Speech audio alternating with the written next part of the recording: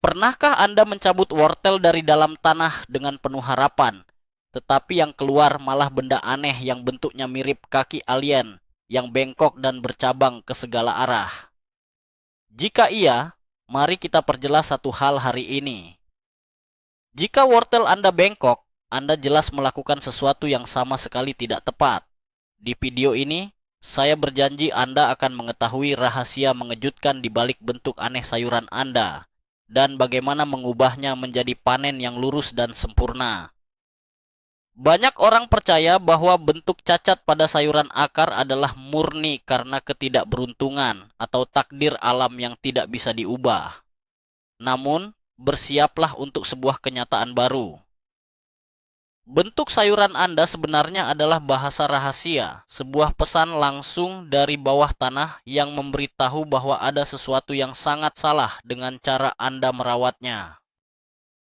Apakah Anda siap untuk membuang jauh semua mitos yang selama ini Anda percayai, atau Anda masih ingin terus memanen sayuran yang bentuknya abstrak?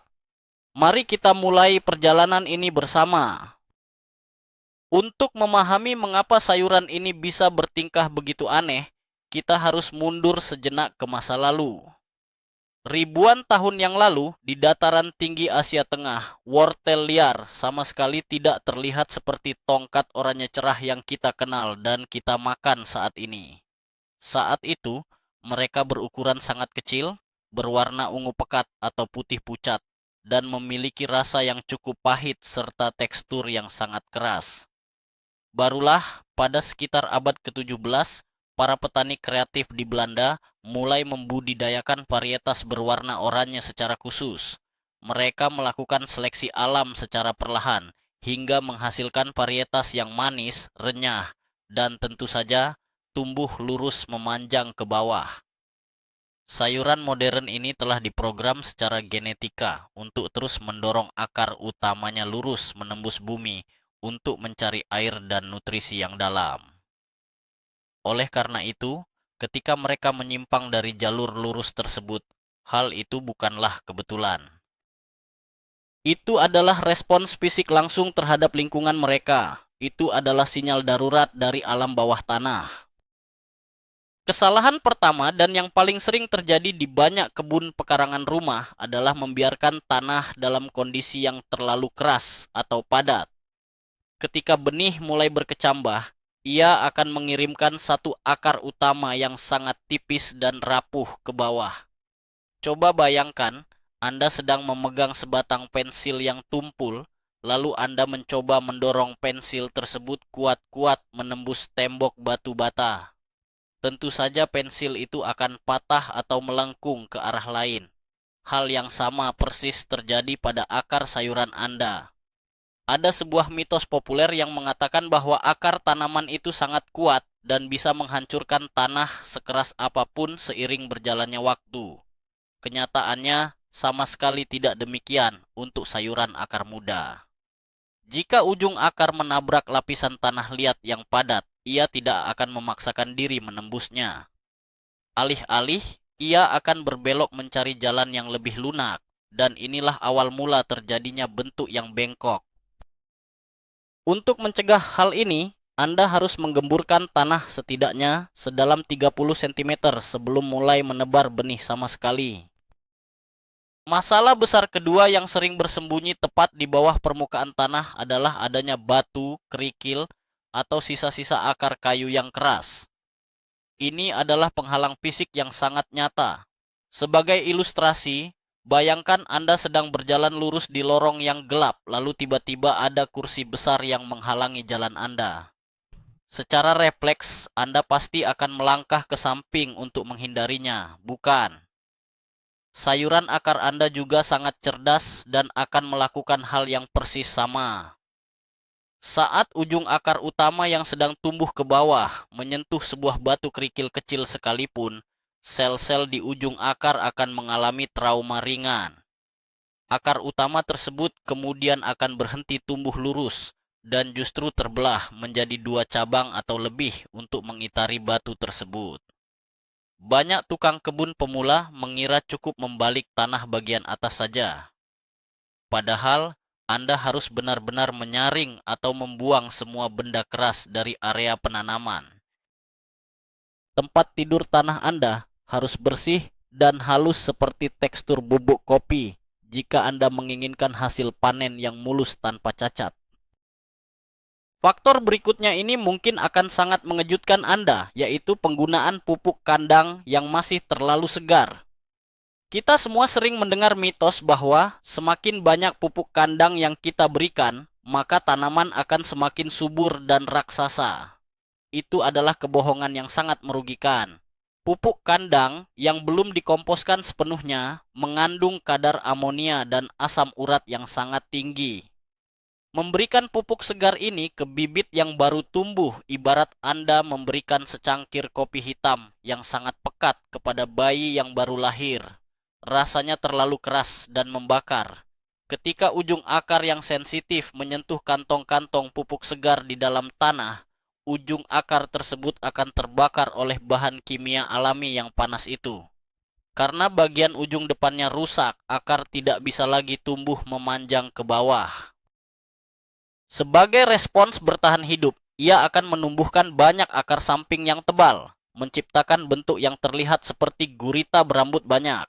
Selalu gunakan kompos yang sudah matang sempurna.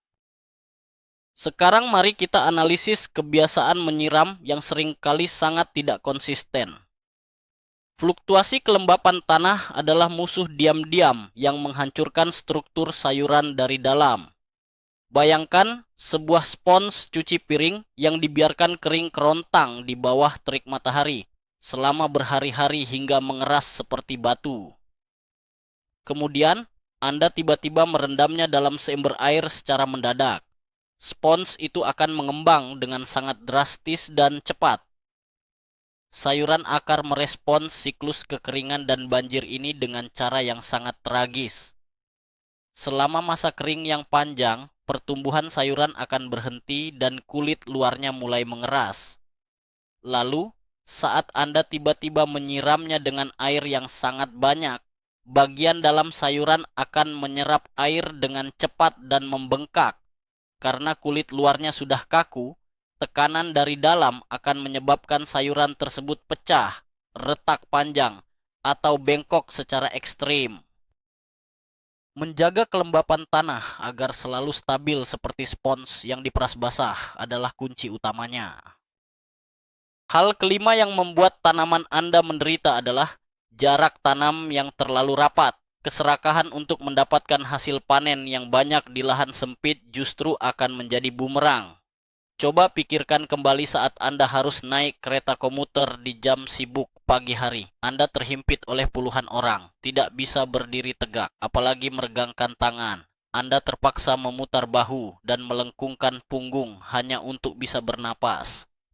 Kondisi stres inilah yang dialami tanaman di bawah tanah. Jika benih ditebar terlalu rapat dan Anda malas mencabut sebagian bibit untuk memberi jarak, mereka akan berebut setiap tetes air dan setiap butir nutrisi. Akarnya akan saling melilit, saling mendorong, dan akhirnya tumbuh bengkok karena tidak ada ruang untuk mekar.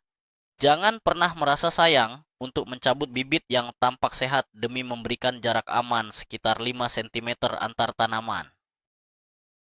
Pengorbanan kecil di awal ini akan menjamin kualitas ukuran di akhir masa panen.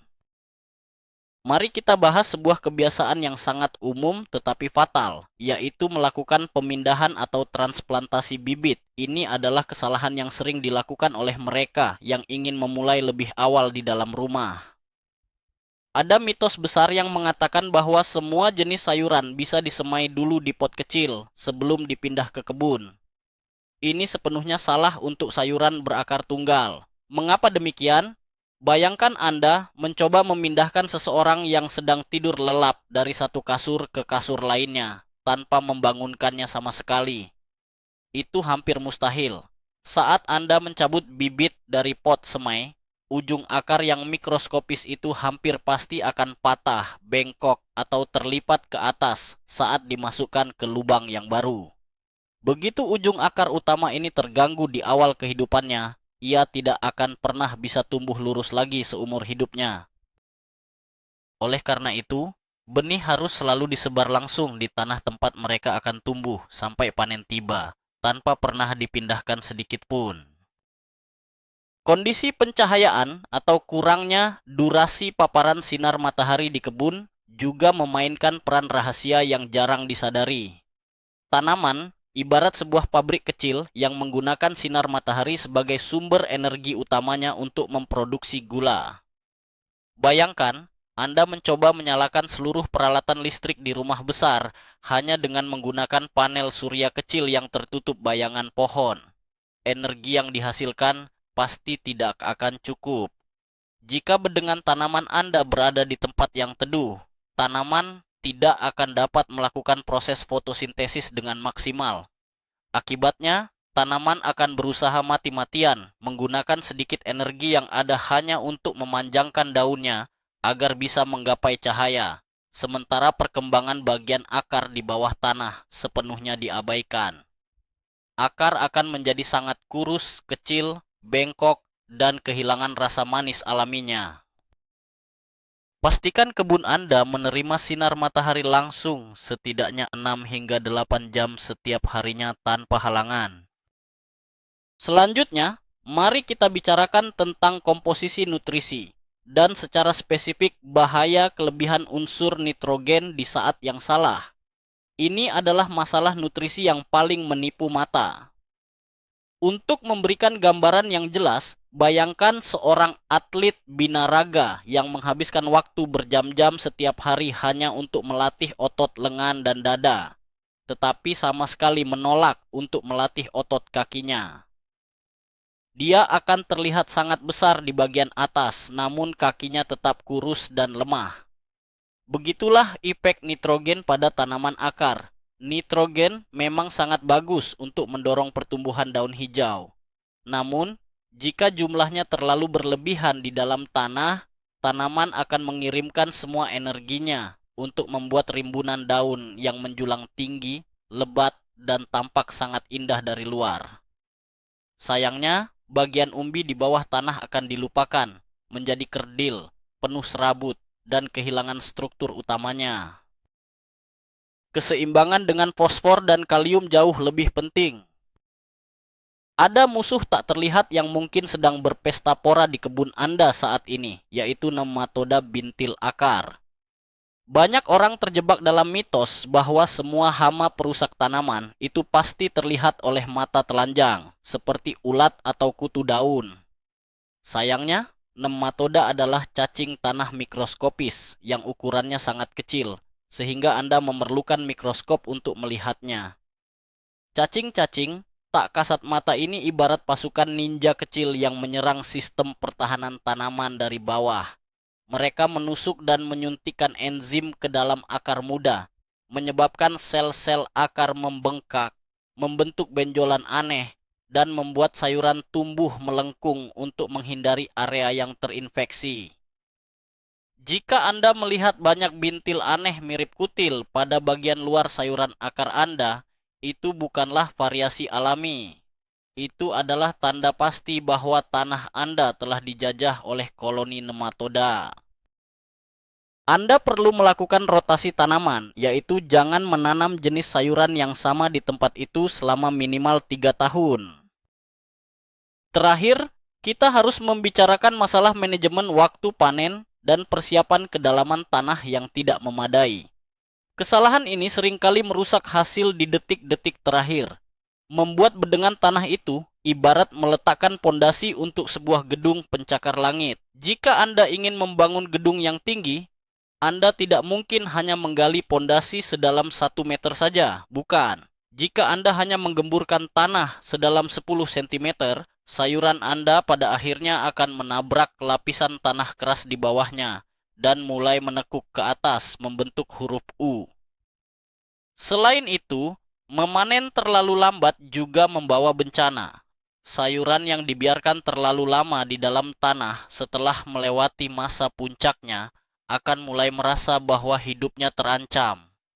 Ia akan mengirimkan akar-akar sekunder baru untuk mencari lebih banyak air, membuatnya tampak seperti makhluk berbulu yang mengerikan dan teksturnya berubah menjadi seperti kayu yang keras. Ketahui jadwal panen Anda dengan pasti dan gemburkan tanah lebih dalam dari yang Anda pikirkan. Jadi, kita telah menelusuri dunia bawah tanah dan membongkar semua kesalahan yang selama ini sering tidak disadari. Inilah momen kejutan terbesarnya. Meskipun sayuran akar Anda keluar dengan bentuk yang sangat melintir, bercabang 3, atau terlihat seperti makhluk mengerikan, ketahuilah bahwa mereka sama sekali tidak beracun dan rasanya masih sangat enak untuk dimakan. Jangan pernah membuang sayuran yang bentuknya jelek. Sebaliknya, gunakan bentuk aneh mereka sebagai alat diagnosis gratis untuk mengetahui persis apa yang harus Anda perbaiki di musim tanam berikutnya. Semuanya bermuara pada tanah yang gembur, kelembapan yang stabil, dan kesabaran Anda dalam memberikan nutrisi yang seimbang. Saya harap rahasia ini membuka wawasan Anda dan menyelamatkan panen masa depan Anda. Terima kasih banyak telah menemani saya hingga akhir. Jika Anda mendapatkan sesuatu yang baru hari ini, jangan ragu untuk berlangganan. Beri kami tanda suka dan bagikan video ini. Nah, sekarang giliran Anda. Bentuk sayuran aneh seperti apa yang pernah Anda panen dari kebun Anda sendiri? Ceritakan pengalaman lucu atau membuat frustrasi Anda di kolom komentar di bawah. Mari kita berdiskusi.